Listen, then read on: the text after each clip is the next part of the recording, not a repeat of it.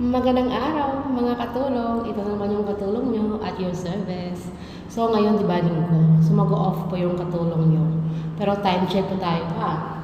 Kung anong oras tayo nakalabas. Mag-11 o'clock in the morning na. Saka pa lang tayo nakalabas. So, nandito pa lang tayo sa may, sa may gift lobby ng condo. Magto 2 minutes na lang eh. Mag-11 o'clock na. Kasi nga, na-late kasi gumising yung katulong nyo. Ano kasi, medyo masama kasi yung pakiramdam ng katulong nyo. So, sinisipon, wala pa na yung sneezing niya. Kaya yun. So, late na tayong lalabas. So, lalabas na tayo dito ngayon sa left lobby ng condo. Tingnan nyo. paglabas natin is parking lot area yung bumungad sa atin, diba? So, dahil nga late na tayo nakalabas, gagala lang tayo mga katulong sa isang tourist spot dito sa Singapore na malapit lang sa amin. So, 2 stop lang ng sakay ng train. Makakarating na tayo doon. So, actually, naipakita ko na doon sa inyo yung Sentosa. So, gagala tayo doon. Tingnan natin kung ano yung mga naka-display doon na yung mga dekorasyon. Kasi 'di ba, malapit na yung araw ng mga puso. Baka meron sa mga taong sawi sa pag-ibig. Kagaya ng katulong.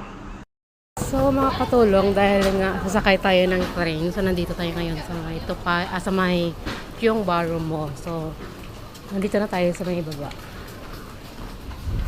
Sasakay ng train, so papasok tayo dito sa MRT station dito sa may Kyong Ballroom. Papasok po muna tayo dito. Then, kailangan pa po natin bumaba ng escalator. Hagdan na lang tayo mga katulong kasi dito kasi medyo konti yung tao. At sa kabila banda kasi medyo crowded. Dito na tayo mga katulong. Mag-antay na lang tayo ng train na pwede natin pagsakyan papuntang Outram Park. So, dito banda is sa ibang side to. So, doon tayo. Dahil nga sa hindi pa naman nakarating yung ating train na pwedeng pagsakyan, upo tayo dito. Tingnan nyo, diba? As in, maraming pwede kang makapag-rest muna saglit. Kung ayaw mo pang umalis. Tapos kung may hinihintay ka, diba? Pwede talaga. Tulong. Talagang napakaano dito banda. Kasi sa kabila kasi may upuan rin din, pero hindi kagaya dito na marami. So, makakapag-rest ka talaga kung ayaw mo pang sumakay ng train. So, pwede talaga. Dito sa may Chongbaro, sasakay tayo ng papuntang Outram Park. So, isang stop lang. So, pagkababa natin sa may Outram Park, mag-transfer lang tayo. Tapos, sasakay na naman tayo ng isang stop na naman. So, nandiyan ang mga katulong yung train natin.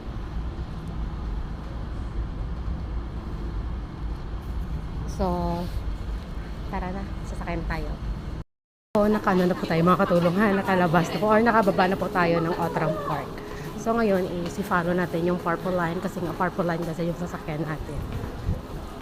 Ga-transfer tayo doon. So, medyo malayo yung lalakarin natin. Yun lang, dalawang sakay lang. Pero pag mag-transfer tayo is medyo mahaba-haba yung lalakarin natin. Tingnan nyo. Napaka-crowded. Maraming tao. Kasi kakastop lang kasi ng train na sinakyan natin. So, maraming bumaba. Dito tayo dumaan kasi medyo maliwalas. Po is papunta po tayo ng Harbor Front. So, galing dito Outram Park, 1 stop din.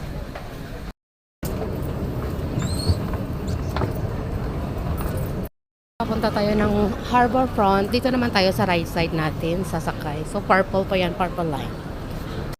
Binitiwan yung yung bus card ko kasi nga sometimes kasi nakakalimutan ko kaya maghalongkat pa ko sa loob ng bag ko. Kaya yan. So, parati ko na lang hinahawakan. Ngayon pa natin magantay ng mga 4 minutes.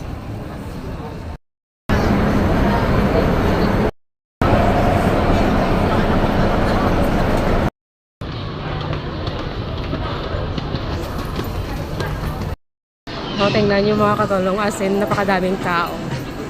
So, dumaan tayo ng hagdanin to. Hindi tayo makyat sa escalator kasi sobrang napaka-crowded talaga. Kasi nandito na tayo sa may Harbor Front. So, nakalabas tayo dito sa may Harbor Front. So, akyat tayo sa taas. Lalabas na tayo sa Harbourfront MRT Station.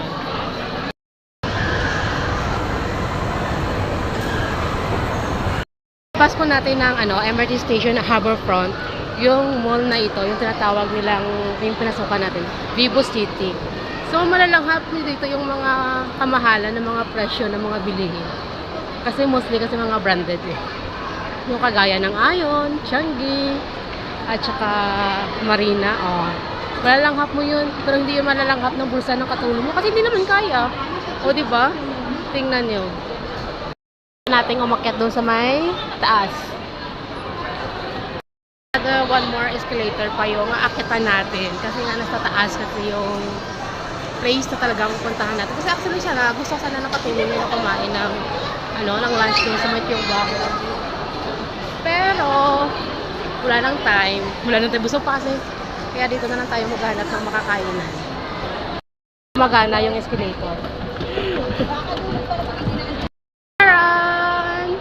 Ito po yung bubunga sa'yo pag-aakyat mo pa sa last escalator. Naaakitan mo pero hindi pa gumana yung escalator na inakitan. Tayo maghahanap ng ating makakain. Mamaya na.